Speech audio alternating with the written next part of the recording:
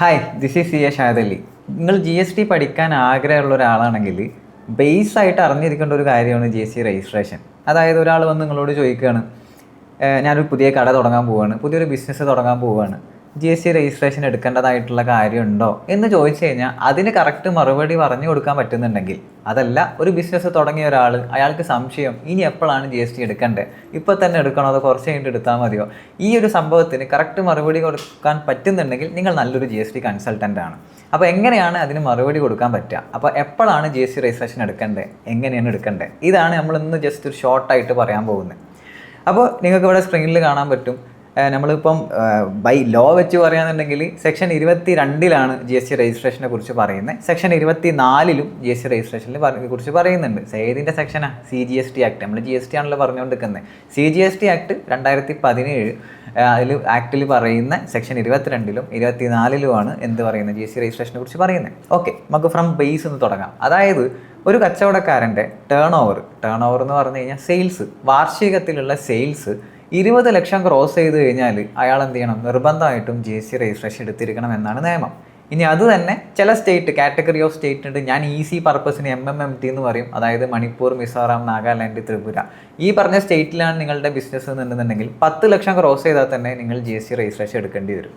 അപ്പോൾ 10ഉം 20ഉം. അപ്പോൾ നമ്മളെ കേരളത്തിൽ ഒരാൾ ബിസിനസ് ചെയ്യുന്നുണ്ടെങ്കിൽ അയാളുടെ ടേൺ ഓവർ 20 ലക്ഷം ക്രോസ് ചെയ്ത് കഴിഞ്ഞാൽ അയാൾ എന്ത് ചെയ്യേണ്ടി വരും, ജി എസ് ടി രജിസ്ട്രേഷൻ എടുക്കേണ്ടി വരും. ഇതൊരു ബേസ് ആയിട്ടുള്ളൊരു കാര്യമാണ്. അപ്പം എനിക്ക് തോന്നുകയാണ്, ഞാൻ ബിസിനസ് തുടങ്ങുമ്പം എനിക്ക് 20 ലക്ഷം ക്രോസ് ചെയ്യാൻ ചാൻസ് ഉണ്ട് തോന്നുമ്പോൾ ഏറ്റവും ബെറ്റർ ആദ്യം തന്നെ ജി എസ് ടി എടുക്കുന്നതാണ് നല്ലത്. ഇനി 20 ലക്ഷം ക്രോസ് ചെയ്തിട്ട് എടുക്കാമെന്ന് വിചാരിച്ചു കഴിഞ്ഞാൽ അങ്ങനെയും ചെയ്യാം. ഇനിയിപ്പോൾ അഥവാ ക്രോസ് ചെയ്തതിന് ശേഷമാണ് നിങ്ങൾ എടുക്കാൻ വിചാരിക്കുന്നുണ്ടെങ്കിൽ ക്രോസ് ചെയ്ത് വിത്തിൻ 30 ഡേയ്സിൻ്റെ ഉള്ളിൽ തന്നെ നിങ്ങൾ എന്ത് ചെയ്യണം, അപ്ലൈ ചെയ്തിട്ടുണ്ടായിരിക്കണം ജി എസ് ടി രജിസ്ട്രേഷന് വേണ്ടിയിട്ട്. ഓക്കെ, അപ്പോൾ നിങ്ങൾ സ്ക്രീനിൽ കാണാൻ പറ്റും. ഞാൻ അപ്പോൾ പറഞ്ഞ കാര്യം ജസ്റ്റ് ഒരു സമ്മറൈസ് ചെയ്ത് സ്ക്രീനിലൂടെ കാണാൻ പറ്റും. അപ്പോൾ നിങ്ങളുടെ മനസ്സിൽ പലൊരു ഡൗട്ട് തോന്നി. ചെറുതായിട്ട് ജി എസ് ടിനെ കുറിച്ച് അറിയുന്നവർക്കൊക്കെ ഒരു ഡൗട്ട് മേ ബി മനസ്സിൽ തോന്നിയേക്കാം. ഒരു 40 ലക്ഷത്തിൻ്റെ കണക്ക് എവിടെയോ പറയുന്നുണ്ടല്ലോ, അതിനെക്കുറിച്ച് ഞാൻ മെൻഷൻ ചെയ്തില്ലല്ലോ എന്ന് നിങ്ങൾക്ക് തോന്നാം. ആ 40 ലക്ഷത്തിൻ്റെ കണക്ക് എന്താ? അതായത് 2017 ജി എസ് ടി വന്നപ്പം ഞാനിപ്പോൾ പറഞ്ഞ കണക്കാണ്ടായിരുന്നത് 10 ലക്ഷത്തിൻ്റെയും 20 ലക്ഷത്തിൻ്റെയും കണക്ക്. പക്ഷേ 2019 ഒരു നോട്ടിഫിക്കേഷൻ, അതായത് ജി എസ് ടി കൗൺസിൽ കൂടിയിട്ട് പുതിയൊരു നോട്ടിഫിക്കേഷൻ ഇറക്കി. ആ നോട്ടിഫിക്കേഷനിൽ പറഞ്ഞു, നിങ്ങൾ ചെയ്യുന്നത് എക്സ്ക്ലൂസീവ്ലി ഗുഡ്സ് ആണെങ്കിൽ, എക്സ്ക്ലൂസീവ്ലി ഗുഡ്സ് എന്ന് പറഞ്ഞു കഴിഞ്ഞാൽ നമ്മളുടെ ഗുഡ്സും സർവീസും ഉണ്ടല്ലോ, ജി എസ് ടി അങ്ങനെയല്ലേ. അപ്പോൾ എക്സ്ക്ലൂസീവ്ലി ഗുഡ്സ് ആണ് നിങ്ങൾ ചെയ്യുന്നതെന്നുണ്ടെന്നുണ്ടെങ്കിൽ നിങ്ങൾക്ക് 40 ലക്ഷം ക്രോസ് ചെയ്താൽ മാത്രമേ നിങ്ങൾ ജി എസ് ടി എടുത്താൽ മതി എന്ന് പറഞ്ഞു. അതായത് നിങ്ങൾ ഗുഡ്സ് മാത്രമാണ് വിൽക്കുന്നത്, വേറെ ഒന്നും വിൽക്കുന്നില്ല, ഗുഡ്സ് മാത്രം, അതിൻ്റെ കൂടെ സർവീസ് ഒന്നും ചെയ്യുന്നില്ല. അതായത് നിങ്ങളൊരു ടെക്സ്റ്റൈൽ ബിസിനസ്സിൽ ടെക്സ്റ്റൈൽ മാത്രമല്ലോ ചെയ്യുന്നത്. അപ്പോൾ ഗുഡ്സ് മാത്രമാണ് എന്നുണ്ടെന്നുണ്ടെങ്കിൽ നിങ്ങളുടെ ടേൺ ഓവർ 40 ലക്ഷം ക്രോസ് ചെയ്താൽ മാത്രമേ നിങ്ങൾ ജി എസ് ടി രജിസ്ട്രേഷൻ എടുത്താൽ മതി എന്ന് പറഞ്ഞു. ഇത് ആക്ച്വലി വലിയൊരു പ്രശ്നം ഉണ്ടാകുന്ന, ഒരു കോൺഫ്ലിക്റ്റ് ഉണ്ടാകുന്ന ഒരു കേസായിരുന്നു. കാരണം ആ സമയത്ത് കുറേ സ്റ്റേറ്റ് ഇത് സമ്മതിച്ചില്ല. കാരണം കുറേ ആൾക്കാർ out of G S T റെജീമും, കാരണം ജി എസ് ടി കുറേ ആൾക്കാർ എടുക്കണ്ട എന്നുള്ള സാഹചര്യവും, കാരണം 40 ലക്ഷം വലിയൊരു ലിമിറ്റാണ്.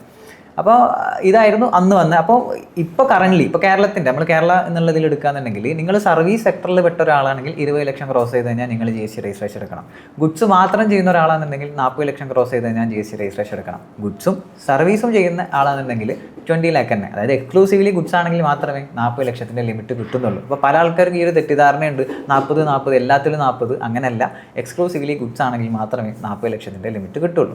ഇനി ഈ 40 ലക്ഷത്തിൻ്റെ ലിമിറ്റ് തീരെ കിട്ടാത്ത ചില കൂട്ടരുണ്ട്. അതായത് ഗുഡ്സ് ആണെങ്കിലും ആ പെർട്ടിക്കുലർ ഗുഡ്സ് ആണ് നിങ്ങൾ വിൽക്കുന്നതെന്നുണ്ടെങ്കിൽ നിങ്ങൾക്ക് 40 ലക്ഷത്തിൻ്റെ ലിമിറ്റ് കിട്ടില്ല, തിരിച്ച് വീണ്ടും 20 ലാക്കിൻ്റെ ലിമിറ്റ് തന്നെ പോകും. ഏതൊക്കെയാണ് ഗുഡ്സ്? സിമ്പിളായിട്ട് പറയുകയാണെങ്കിൽ ഐസ്ക്രീം ഇല്ലേ, നിങ്ങളൊരു ഐസ്ക്രീം കച്ചവടക്കാരനാണെന്നുണ്ടെങ്കിൽ നിങ്ങൾക്ക് 40 ലക്ഷത്തിൻ്റെ ലിമിറ്റ് കിട്ടില്ല. അപ്പോൾ നിങ്ങളെടുത്ത് വരുന്ന ക്ലയൻറ്റ് ഒരു ഐസ്ക്രീം വിൽക്കുന്ന ഒരാളാണ്. അപ്പോൾ അയാളുടെ ലിമിറ്റ് എത്രയാണ്? അയാൾ എത്ര ക്രോസ് ചെയ്ത് കഴിഞ്ഞാൽ ജി എസ് ടി രജിസ്ട്രേഷൻ എടുക്കണ്ടേ? 20 ലക്ഷം. 40 ലക്ഷത്തിൻ്റെ ലിമിറ്റ് സ്പെസിഫിക്കലി കിട്ടൂല എന്ന് പറഞ്ഞിട്ടുണ്ട്. അതേപോലെ തന്നെ പാൻ മസാല, ടൊബാക്കോ, ഈ ബിൽഡിങ്ങിൻ്റെ ബ്രിക്സ് ഒക്കെ ഇല്ലേ, അതുപോലെ ടൈൽസ്, ഇതൊക്കെ വിൽക്കുന്ന ആൾക്കാർക്ക് 40 ലക്ഷത്തിൻ്റെ ലിമിറ്റ് കിട്ടില്ല, 20 ലക്ഷത്തിൻ്റെ ലിമിറ്റ് തന്നെ ആയിരിക്കും. അപ്പോൾ ഇതാണ് ഒരു ബേസ് ആയിട്ട് ജി എസ് ടി രജിസ്ട്രേഷൻ. ഇപ്പോൾ ഒരാൾ ചോദിക്കുകയാണെങ്കിൽ നിങ്ങൾ ജി എസ് ടി രജിസ്ട്രേഷൻ എടുക്കണോ വേണ്ടതെന്ന് ചോദിച്ചു കഴിഞ്ഞാൽ ഈ ഒരു കാര്യമാണ് പറഞ്ഞു കൊടുക്കേണ്ടത്. അപ്പം ആളുടെ പ്രൊഡക്റ്റ് അടക്കം നോക്കണേ, കാരണം ഐസ്ക്രീം എങ്ങാനാണെന്നുണ്ടെങ്കിൽ 40 അല്ല 20 മാറും. ഇനി ഇതിപ്പോൾ സെക്ഷൻ 22 ഒരു സമ്മറിയാണ് ഞാൻ പറഞ്ഞത്. ഇതുപോലെ തന്നെ നമുക്ക് സെക്ഷൻ 24 ഉണ്ട്, അത് ലോങ് കുറേ പറയാനുണ്ട്. അതിൽ നമുക്ക് ഷോർട്ടായിട്ട്, അതായത് അതിൻ്റെ ഏറ്റവും ബേസ് ആയിട്ടുള്ള പ്രാക്ടിക്കൽ പെർസ്പെക്റ്റീവ് ഏറ്റവും ആവശ്യമുള്ള ഒരു സാധനം ഞാൻ പറയാം. അതായത് നിങ്ങൾ ഇപ്പോൾ കേരളത്തിൽ കച്ചവടം ചെയ്യുന്ന ഒരാളാണ്. ഈ സെക്ഷൻ 24 ഒരു കാര്യം എന്താണെന്ന് വെച്ച് കഴിഞ്ഞാൽ കമ്പൽസറി രജിസ്ട്രേഷനാണ്. ഈ കണ്ടീഷൻസിൽ ഏതെങ്കിലും പെടുകയെന്നുണ്ടെങ്കിൽ നിർബന്ധമായിട്ട് രജിസ്ട്രേഷൻ എടുത്തേ പറ്റൂ, GST എടുക്കാതിരിക്കാൻ പറ്റില്ല. നിർബന്ധമായിട്ട് എടുക്കണം എന്നാണ് പറയുന്നത്. അവിടെ പിന്നെ 20 ലക്ഷമോ 40 ലക്ഷമോ ഒന്നും നോക്കിയിട്ട് കാര്യമില്ല. ടേൺ ഓവർ അനുസരിച്ചല്ല നമ്മൾ GST രജിസ്ട്രേഷൻ്റെ ക്രൈറ്റീരിയ ഫിക്സ് ചെയ്യുന്നത്.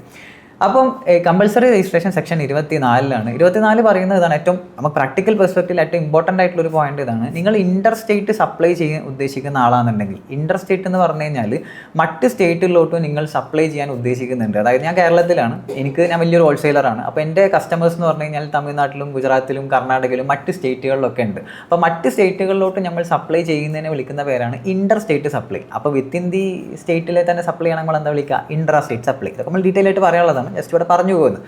അപ്പോൾ ഇൻ്റർ സ്റ്റേറ്റ് സപ്ലൈ ചെയ്യാൻ ഉദ്ദേശിക്കുന്ന ഒരാളാണ് നിങ്ങളെന്നുണ്ടെങ്കിൽ നിർബന്ധമായിട്ടും GST രജിസ്ട്രേഷൻ എടുത്തേ പറ്റൂ. അപ്പോൾ നിങ്ങളെടുത്ത് വരുന്ന ക്ലയൻറ്റ് നിങ്ങളോട് പറയുകയാണ്, ഞാൻ ചെറിയ രീതിയിലൊക്കെ കച്ചവടം ചെയ്യുന്ന ഒരാളാണ്, ഒരു കൊല്ലത്തിൽ ഒരു 5 ലക്ഷം 10 ലക്ഷം ഒക്കെ സെയിൽസ് ഉണ്ടാവുള്ളൂ, പക്ഷേ എനിക്ക് എൻ്റെ കസ്റ്റമേഴ്സ് എന്ന് പറഞ്ഞു കഴിഞ്ഞാൽ തമിഴ്നാട്ടിലും കർണാടകയിലും ഇവിടെയൊക്കെ വരുന്നത്, അപ്പോൾ എനിക്ക് അങ്ങോട്ടൊക്കെ സെയിൽ വരും. അപ്പോൾ ഞാൻ GST രജിസ്ട്രേഷൻ എടുക്കണമെന്ന് വെച്ച് കഴിഞ്ഞാൽ യെസ്, കമ്പൽസറി എടുത്തേ പറ്റൂ. കാരണം ഇൻ്റർ സ്റ്റേറ്റ് സപ്ലൈ ചെയ്യുന്ന ആൾക്കാർ നിർബന്ധമായിട്ടും എടുക്കണം എന്ന് നമ്മളെ കമ്പൽസറി രജിസ്ട്രേഷൻ സെക്ഷൻ 24 പറയുന്നുണ്ട്. ഇനി ഇതിൽ തന്നെ ഒരു എക്സംഷൻ ഉണ്ട്, ആരും നോട്ട് ചെയ്യാത്ത ഒരു എക്സംഷൻ. അതായത് പല ആൾക്കാർക്കും അറിയാത്ത ഒരു എക്സംഷൻ ഈ ഒരു പോയിന്റിലുണ്ട്. അതായത് ഇൻ്റർ സ്റ്റേറ്റ് സപ്ലൈ ചെയ്യുന്നവർ നിർബന്ധമായിട്ടും GST രജിസ്ട്രേഷൻ എടുക്കണം എന്ന് പറഞ്ഞ്, പക്ഷേ ഒരു എക്സംഷൻ കൊടുത്തു. അതായത് നിങ്ങൾ ചെയ്യുന്നത് ഇൻ്റർ സ്റ്റേറ്റ് സർവീസ് ആണെന്നുണ്ടെങ്കിൽ, ഗുഡ്സ് അല്ല സർവീസ് മാത്രമാണ്, ഇൻ്റർ സ്റ്റേറ്റ് സർവീസ് മാത്രമാണ് ചെയ്യുന്നതെന്നുണ്ടെങ്കിൽ നിങ്ങൾ കമ്പൽസറി ചെയ്യേണ്ട, ടേൺ ഓവർ നോക്കിയാൽ മതി. അതായത് ടേൺ ഓവർ എക്സീഡ് ചെയ്യുമ്പോൾ മാത്രം GST രജിസ്ട്രേഷൻ എടുത്താൽ മതി, കമ്പൽസറി ആയിട്ട് എടുക്കണം എന്നില്ല. പല ആൾക്കാർക്കും ഇതറിയത്തില്ല. കാരണം ഇൻ്റർ സ്റ്റേറ്റ് ചെയ്യുമ്പോൾ ഡയറക്റ്റ്ലി എടുക്കണം, കമ്പൽസറി രജിസ്ട്രേഷൻ ആണ് എന്നാണ് ധാരണ. പക്ഷേ സർവീസിൻ്റെ കേസിൽ ഒരു എക്സംഷൻ കൊടുത്തിട്ടുണ്ട്. അതുപോലെ തന്നെ ഏറ്റവും പ്രാക്ടിക്കലി വരുന്നൊരു കാര്യമാണ് ഈ ഫ്ലിപ്കാർട്ട്, ആമസോൺ പോലത്തിലൊക്കെ വിൽക്കുന്ന ആൾക്കാർ. ഇപ്പോൾ പല ആൾക്കാരും വീട്ടിലൊക്കെ വെച്ചിട്ട് ഈ പറഞ്ഞ പല സാധനങ്ങളും ഉണ്ടാക്കിയിട്ട് പല സാധനം ബൾക്കായിട്ട് വാങ്ങിയിട്ട് വീട്ടിൽ വെച്ചിട്ട് എന്ത് ചെയ്യും, ഈ ഫ്ലിപ്കാർട്ട് ആമസോണിൽ രജിസ്റ്റർ ചെയ്തിട്ട് ഓൺലൈനായിട്ട് സെയിൽ നടത്തും. അപ്പോൾ ഈ ഓൺലൈനായിട്ട് സെയിൽ നടത്തണം, നിങ്ങൾ ജസ്റ്റ് നോക്കിയാൽ തന്നെ മതി. അതായത് ഫ്ലിപ്കാർട്ടിൽ എന്താ പറയുക, ഓക്കെ, ഫ്ലിപ്കാർട്ടിൽ നിങ്ങൾ ഫ്ലിപ്കാർട്ടിൽ നിങ്ങൾ രജിസ്റ്റർ ചെയ്യാൻ, സെല്ലറായിട്ട് രജിസ്റ്റർ ചെയ്യാൻ ലോഗിൻ ചെയ്താൽ തന്നെ അവിടെ ചോദിക്കും GST നമ്പർ. GST ഇല്ലാതെ നമുക്ക് സെല്ലറായിട്ട് രജിസ്റ്റർ ചെയ്യാൻ പറ്റില്ല.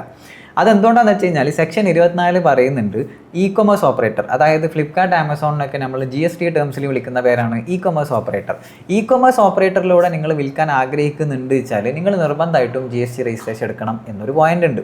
എന്തുകൊണ്ടായിരിക്കും അതിൻ്റെ ലോജിക്ക്? എന്താണ് അങ്ങനെ ഫ്ലിപ്കാർട്ട് ആമസോണിൽ വിൽക്കുമ്പോൾ എടുക്കണം എന്ന് പറയാനുള്ള ലോജിക്ക് എന്തായിരിക്കും? തൊട്ട് ഞാൻ മുമ്പ് പറഞ്ഞൊരു കേസാണ്. അതായത് നിങ്ങൾ ഫ്ലിപ്കാർട്ടിലോ ആമസോണിലോ ഒരു പ്രൊഡക്റ്റ് ഡിസ്പ്ലേ ചെയ്ത് കഴിഞ്ഞാൽ ഡെഫിനറ്റ്ലി കേരളത്തിൽ മാത്രമല്ല വിൽക്കപ്പെടുക, അത് പുറത്തുള്ള എല്ലാവരും കാണൂലേ, ഒരു വെബ്സൈറ്റ് അല്ലേ. അപ്പോൾ ഡെഫിനറ്റ്ലി അത് ഇൻ്റർ സ്റ്റേറ്റ് സപ്ലൈ വരൂലേ. കാരണം നിങ്ങൾ കേരളത്തിലുള്ള ആളാണ്, ഫ്ലിപ്കാർട്ടിൽ ഒരു പ്രൊഡക്റ്റ് നിങ്ങൾ ഇട്ട് ഡെഫിനറ്റ്ലി ആ തമിഴ്നാടുള്ള ആൾ വാങ്ങാം, ബോംബെയിലുള്ള ആൾ വാങ്ങാം, ഡൽഹിയിലുള്ള ആൾ വാങ്ങാം, എവിടെയുള്ള ആളും വാങ്ങാം. സോ അതുകൊണ്ട് തന്നെ ഇൻ്റർ സ്റ്റേറ്റ് വരും.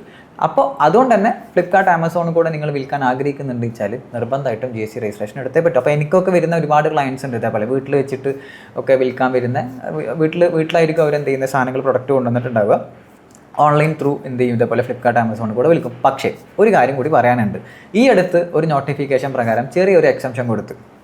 അതായത് ഫ്ലിപ്കാർട്ട് ആമസോണിൽ കൂടെ നിങ്ങൾക്ക് വിൽക്കാം, നിങ്ങൾ എന്ത് ചെയ്യേണ്ട ആവശ്യമില്ല, GST രജിസ്ട്രേഷൻ എടുക്കേണ്ട ആവശ്യമില്ല എന്നുള്ളൊരു ചെറിയൊരു എക്സംഷൻ കൊടുത്തു.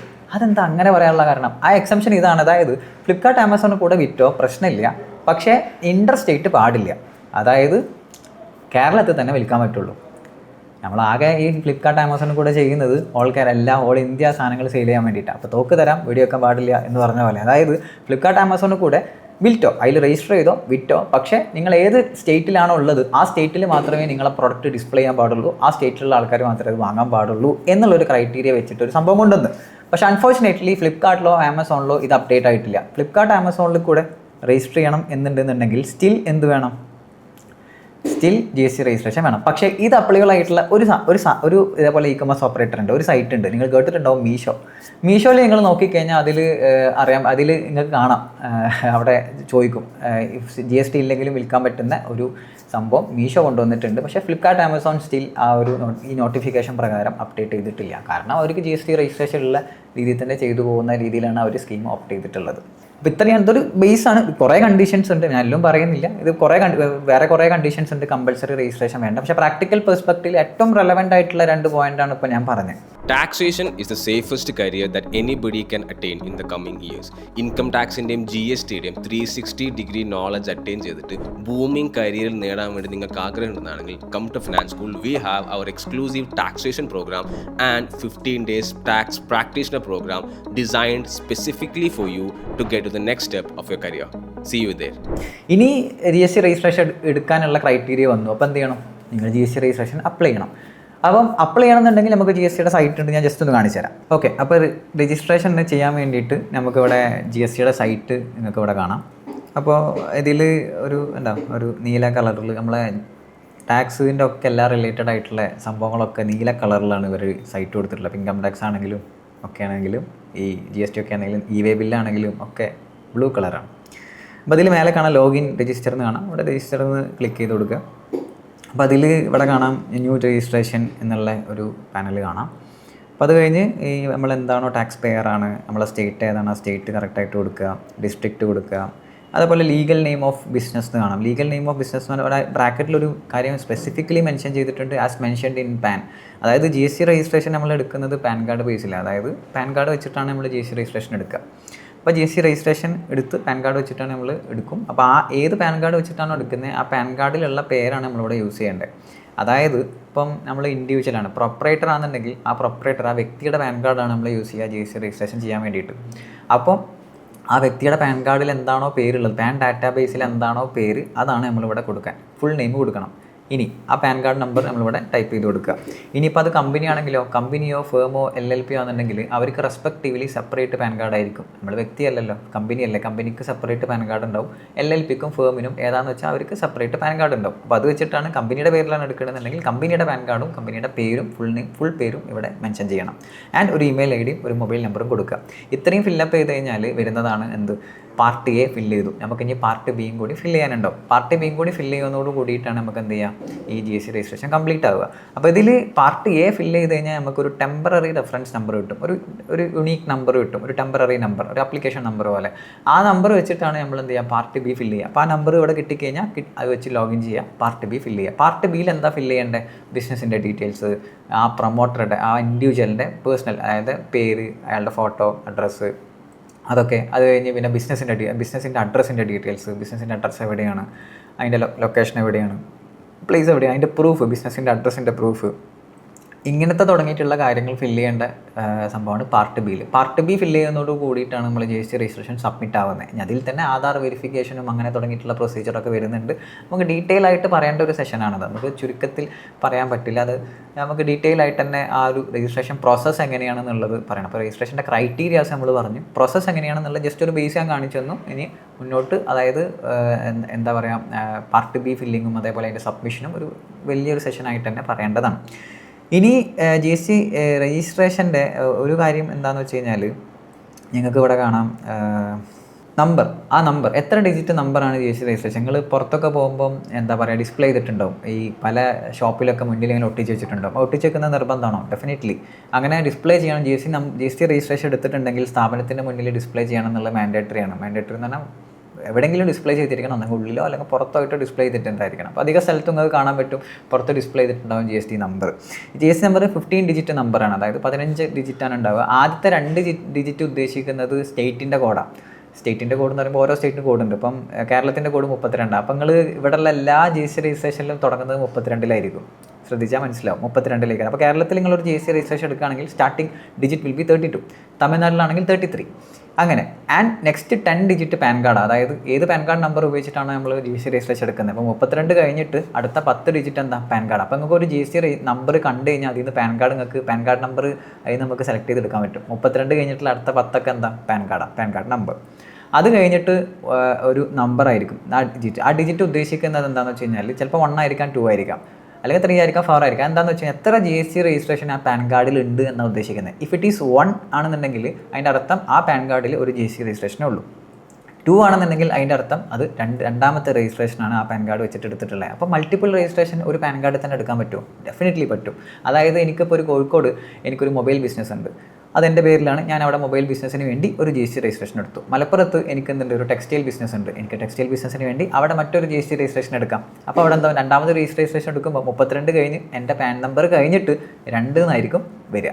ആൻഡ് നെക്സ്റ്റ് Z ആണ്. അത് എന്താ പറയുക, ഡിഫോൾട്ടായിട്ട് Z തന്നെയാണ്. എല്ലാവർക്കും Z തന്നെ ആയിരിക്കും. അതിന് ആൽഫബറ്റ് Z ബൈ ഡിഫോൾട്ട് എന്നാണ് പറയുക. ഡിഫോൾട്ടായിട്ട് Z തന്നെ ആയിരിക്കും വരിക. ആൻഡ് ലാസ്റ്റത്തെ ചെക്ക് സം ഡിജിറ്റ് ആണ്. അത് നമുക്ക് പറയാൻ പറ്റില്ല ഏതാ വരികയെന്ന്. ചിലപ്പം ആൽഫബറ്റ് ആയിരിക്കാം ലാസ്റ്റ് ഡിജിറ്റോ, നമുക്ക് പ്രെഡിക്റ്റ് ചെയ്യാൻ പറ്റില്ല. ചിലപ്പോൾ ആൽഫബറ്റ് ആയിരിക്കാം, ചിലപ്പോൾ അതൊരു ഡിജിറ്റ് ആയിരിക്കാം. അത് ഡിപ്പെൻഡ്സ് അപ്പോൾ നമ്മൾ രജിസ്ട്രേഷൻ എടുക്കുമ്പോൾ നമുക്ക് കിട്ടുന്നതാണ്, എന്താണെന്ന് പറയാൻ പറ്റില്ല. ഇതാണ് GST രജിസ്ട്രേഷൻ എൻ്റെ നമ്മളെ നമ്പറിൻ്റെ ഒരു ഫോമാറ്റിൻ്റെ കാര്യം കൂടി പറയാമെന്നുണ്ടെങ്കിൽ. അപ്പോൾ നമുക്ക് GST രജിസ്ട്രേഷൻ പ്രോസസ്സ് നമ്മൾ പഠിച്ചിട്ടില്ല. എങ്ങനെ GST രജിസ്ട്രേഷൻ എടുക്കാം, അതെങ്ങനെ മെയിൻറ്റെയിൻ ചെയ്യാം, അതിൻ്റെ റിട്ടേൺ എങ്ങനെ ഫയൽ ചെയ്യണ്ടേ, ഇങ്ങനെ തുടങ്ങിയിട്ടുള്ള ഒരുപാട് കാര്യങ്ങൾ ഈ ഒരു സംഭവത്തിൽ വരുന്നുണ്ട്. അപ്പോൾ നമുക്കതൊരു ഇവിടെ മൊത്തത്തിൽ പറയാൻ പറ്റത്തില്ല. നമ്മളൊരു കോഴ്സ് പോലെ തന്നെ ഇവിടെ ഹാക്കയിൽ പ്രൊവൈഡ് ചെയ്യുന്നുണ്ട്. അപ്പോൾ നിങ്ങൾ എന്ത് ചെയ്താൽ മതി, താഴെ ഡിസ്ക്രിപ്ഷനിൽ ഇവരെ കമൻറ്റിലോ ഇവരുടെ കോൺടാക്ട് ഡീറ്റെയിൽസ് കാണാം. നിങ്ങളതിൽ കോൺടാക്ട് ചെയ്യുക. ഇതുപോലത്തെ സെഷൻസ് ഇനിയും ഉണ്ടാവും. അപ്പം ഇതുപോലത്തെ സെഷൻസിലോ അല്ലെങ്കിൽ കോഴ്സിലോ ആയിട്ട് വീണ്ടും നമുക്ക് എന്ത് ചെയ്യാൻ പറ്റും, കാണാൻ പറ്റും. And by.